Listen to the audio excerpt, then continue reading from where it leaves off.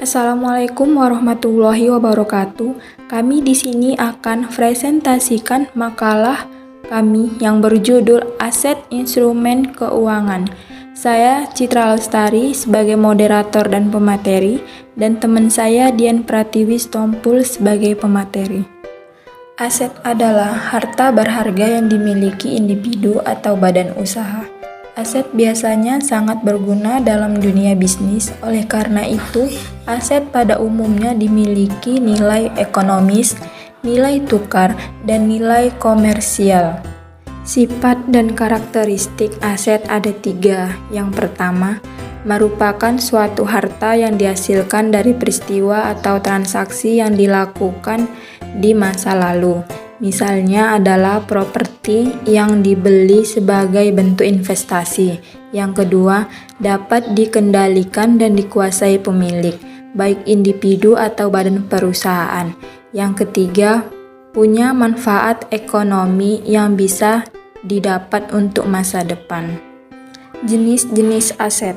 Aset adalah kekayaan yang dapat diklasifikasikan ke dalam beberapa kategori.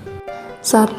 Aset konvertibilitas atau sifat konversi aset adalah tingkat kesulitan untuk merubah bentuk atau rupa aset satu ke bentuk yang lain. Aset konvertibilitas terbagi menjadi 2. Yang pertama, aset tidak tetap adalah suatu yang mudah untuk diubah bentuk menjadi kas atau setara dengan kas. Nama lain aset ini yaitu aset likuid dan aset lancar. Sedangkan contohnya adalah uang tunai, saham, deposito jangka pendek, dan surat berharga lainnya. Yang kedua, aset tetap adalah sesuatu yang lebih sulit untuk diubah bentuknya ke dalam kas atau aset lain yang setara. Contohnya yang ada dalam kategori ini seringkali disebut aset tidak lancar, jangka panjang, atau aset keras, misalnya tanah, bangunan, mesin, dan peralatan. 2. Aset berdasarkan penggunaannya. Pemecahan kategori dilakukan dengan melihat kegunaan atau tujuan dari adanya aset bagi suatu individu atau perusahaan. Aset berdasarkan penggunaannya terbagi menjadi 2. Yang pertama, aset operasional adalah harta benda yang diperlukan dalam kegiatan operasional perusahaan demi menghasilkan pendapatan dari kegiatan bisnis. Contohnya yaitu uang tunai, persediaan gedung bangunan, peralatan, mesin, paten, dan lain-lain. Yang kedua, aset non-operasional adalah kenyataan yang tidak digunakan dalam kegiatan bisnis sehari-hari, namun masih bermanfaat sebagai penghasil pendapatan. Misalnya, investasi jangka pendek, tanah kosong, surat berharga, dan penghasilan bunga. Ketiga, aset berdasarkan keberadaan wujud fisik. Pada poin ini, aset dibagi ke dalam 2 kategori juga, yaitu berwujud dan tidak berwujud. Aset berdasarkan keberadaan wujud fisik terbagi menjadi 2. Yang pertama, aset berwujud. Suatu kekayaan harta benda yang keberadaannya dapat terlihat kasat mata. Tidak hanya itu, dalam kategori ini aset adalah sesuatu yang bisa disentuh secara fisik. Beberapa contohnya adalah tanah, bangunan, mesin, surat berharga, persediaan bahan, peralatan kantor, dan lain-lain. Yang kedua, aset tidak berwujud, barang-barang yang tidak memiliki keberadaan secara fisik, misalnya hak atas paten, merek, hak cipta, izin bisnis, dan bentuk-bentuk perjanjian yang biasanya dilakukan sesama pihak yang punya kepentingan. Baik, saya kembalikan ke pemateri kedua kepada Dian Pratiwi Stompul, dipersilahkan. Baik, Assalamualaikum warahmatullahi wabarakatuh.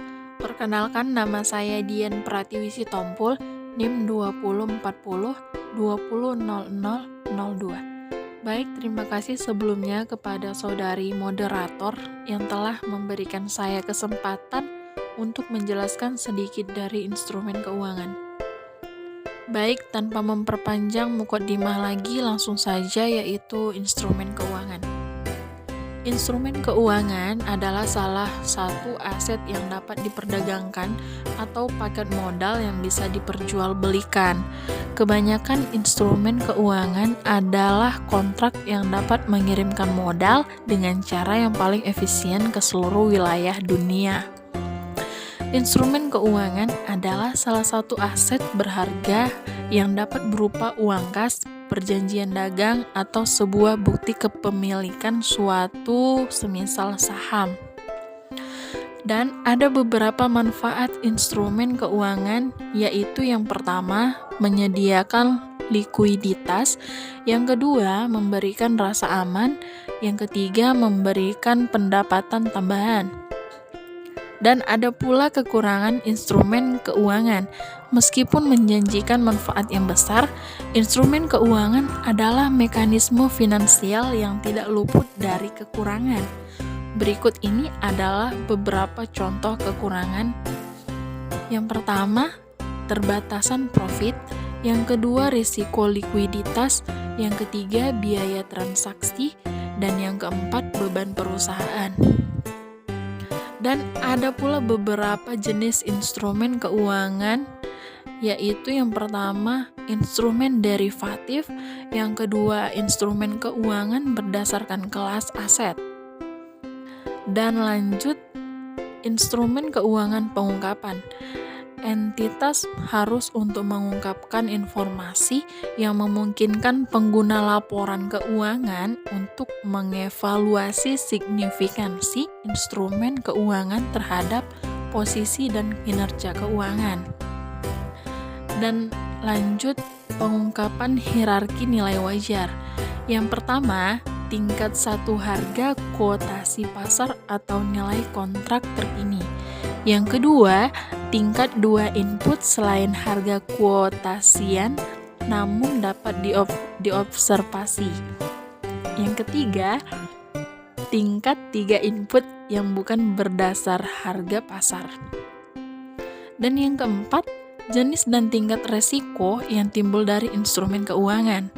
Yang kelima, pengungkapan kualitatif atau ekspor timbulnya risiko, tujuan, kebijakan, dan proses pengolahan risiko. Yang keenam, pengungkapan kuantitatif atau risiko kredit, risiko likuiditas, analisa sensitivitas.